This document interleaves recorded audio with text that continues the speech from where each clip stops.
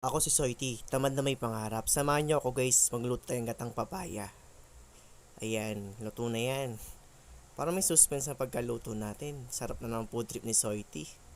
Para mabisang mabisa yan. Sarap nito lalo na gata. Tas may sardinas.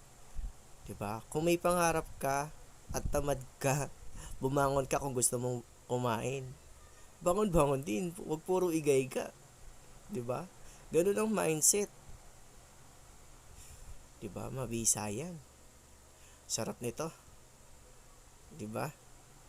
Goods na goods ang food trip ni Soity dito, 'di ba? Sliced papaya, malunggay leaves. Ayan na rin yung mga ingredients. Nag-pop up sa screen, hindi ko na rin babanggitin, guys. Dalawang sardinas. Gigisa natin yung wangba dyan.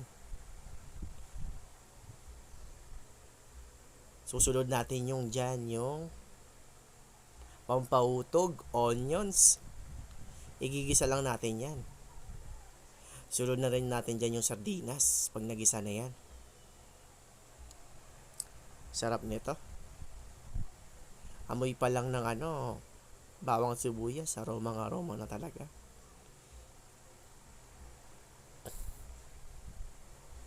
Salin natin sardinas. Dalawang lata po yan.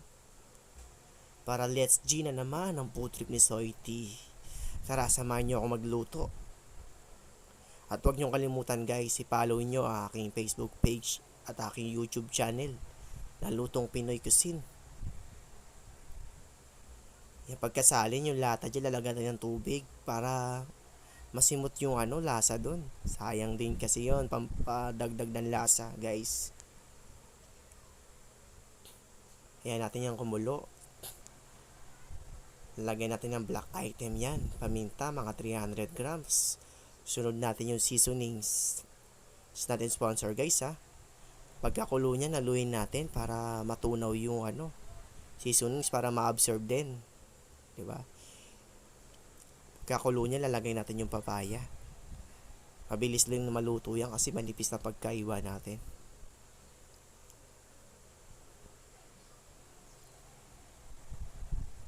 Pagkatapos niyan, kumukulo na. Lagay na natin dyan yung gata. Yan yung nagpapadagdag lasa dito guys. Kasi manamis-namis to pag naluto. Simutin natin yan.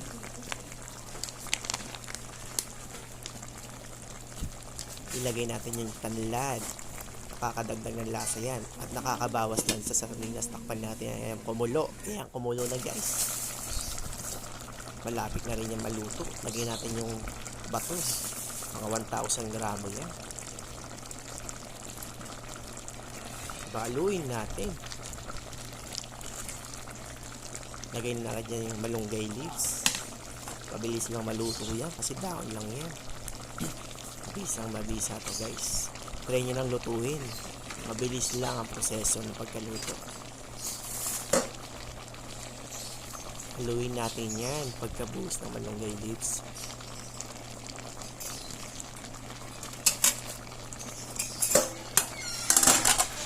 Goods na goods ang food quality. Diba?